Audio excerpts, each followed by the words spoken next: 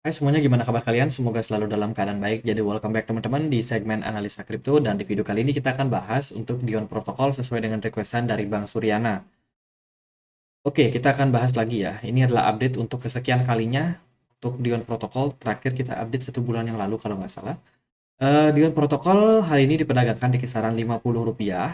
Teman-teman, ini merupakan sebuah platform DeFi ya, atau Decentralized Finance, memang menawarkan layanan seperti penyimpanan aset, kemudian juga bisa melakukan swap token ataupun fitur staking juga. Jadi seperti eh, DeFi pada umumnya lah. Kalau kita lihat dari pasarnya cukup volatile, dia hanya bisa diperdagangkan di beberapa exchange saja seperti Uniswap, Get.io, Maxi, SuperX. Jadi masih sangat-sangat sedikit potensial dia untuk listing di exchange besar. Ini membuat spekulasi lebih besar lagi ya teman-teman, dimana kemungkinan kalau dia memang bisa listing di exchange besar maka likuidasi akan semakin banyak, terutama di awal listing tuh biasanya harganya bakalan menggeliat naik. Ya, itu harapannya sih. Kita tunggu aja gimana proyeknya, apakah akan bisa segera listing di exchange-exchange yang bagus. Kalau kita perhatikan dari supply maksimum untuk Dion Protocol itu adalah sekitar 10 miliar koin, dan yang beredar itu sudah sekitar 95%. Jadi harusnya sih dengan jumlah supply yang sudah sangat-sangat banyak ini, ya pergerakan koinnya bakalan lebih stabil. Itu kalau kita masuk ke websitenya, ini ada beberapa project yang mereka kerjakan, ekosistem di One ya, itu ada Odyssey, Orion, dan juga Nebra.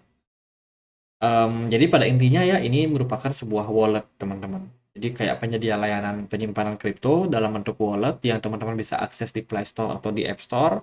Di situ teman-teman bisa melakukan semacam staking kah, atau mungkin ada program partnernya juga di sana ya. Ini yang akan mereka kerjakan pada tanggal 1 Juni sampai 31 Oktober, teman-teman. Orbit for Roadmap. Jadi ini yang mereka bakalan kerjain dan kita hanya berfokus sama ini. Yang pertama adalah Energy Partnership. Kemudian Development Core Energy Trading Energy Begin. Kemudian juga ada Nebra Web Update. Nebra Web ini kurang tahu apa ya. Sustainability Initiative Public Announcement. Jadi ini proyek yang mereka sekarang sedang kerjakan. Jadi mereka masih berfokus sama yang namanya program energi mereka. Belum masuk ke tahap blockchain, belum belum banyak juga ke marketing, hanya beberapa saja. FOMO week. Ini kayaknya bikin orang FOMO ya. Jadi itu, teman-teman. Lalu dari segi Etherscan, ini kita bisa cek di sini seperti apa transaksi yang terjadi pada network dari Dion. Kalau kita perhatikan, dia transaksinya nggak terlalu sering juga sih.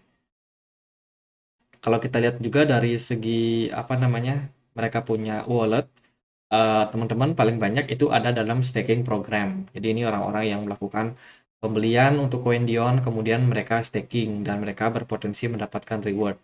Dari data ini menunjukkan bahwa banyak orang yang melakukan staking dan terus bertambah sampai bulan Juli ini. Artinya holder masih cukup banyak yang hold barang. Yang kedua dari Maxi. Dari Maxi sendiri sebagai salah satu exchange, ini juga menyimpan banyak kepemilikan dari Dion dan terus mengalami penguatan.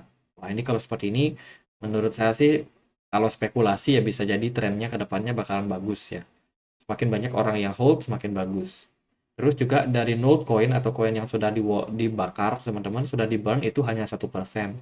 Dilihat dari jumlahnya, mereka terakhir kali melakukan burn itu di September 2022 dan sampai sekarang belum ada aktivitas burning lagi.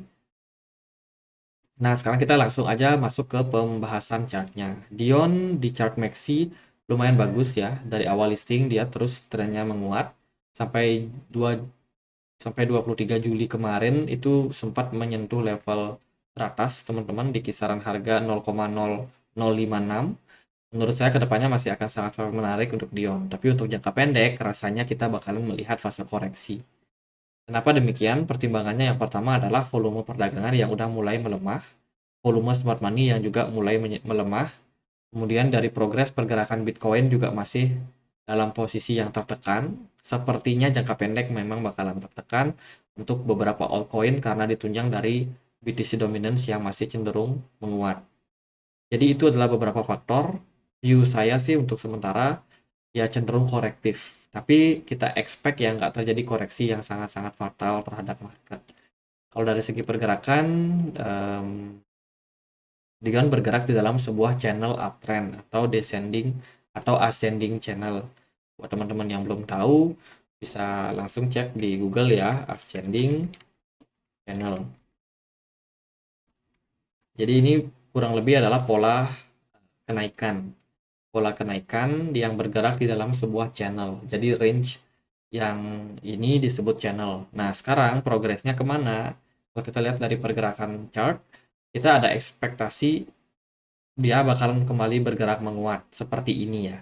Dengan syarat area di sini di kisaran 0,003 ini berhasil diselamatkan atau tidak di breakdown. Kita sementara belum melihat pola reversal.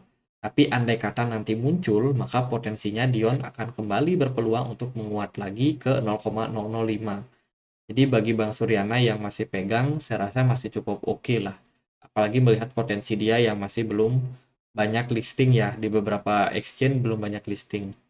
Sementara kalau kita lihat dari posisi eh, Twitter, dari Twitter sendiri mereka ya cukup aktif, ada beberapa kerjasama yang mereka kerjakan seperti Vogue5, ini salah satu perusahaan TV.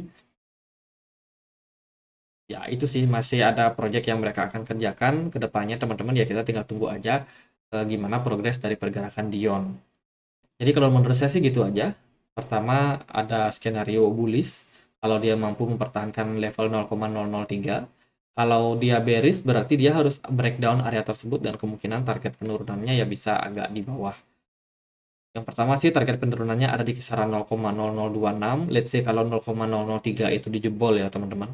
Itu menjadi area yang mungkin akan dituju untuk sementara waktu karena melihat dari beberapa indikasi sepertinya sih selling pressure masih akan terjadi dalam jangka waktu pendek ini. Tapi untuk long term saya rasa masih cukup bagus lah. Jadi gitu aja buat Dion, semoga videonya bisa bermanfaat dan kalau ada pertanyaan lain, ada koin lain buat dibahas, silahkan langsung tulis di kolom komentar. Kita juga punya komunitas diskusi di Telegram buat teman-teman yang punya Telegram yang mau dapat informasi terupdate soal dunia blockchain, kripto, silahkan join, linknya bisa temukan di kolom deskripsi. Itu aja teman-teman, semoga bisa bermanfaat. Akhir kata saya Andre, makasih.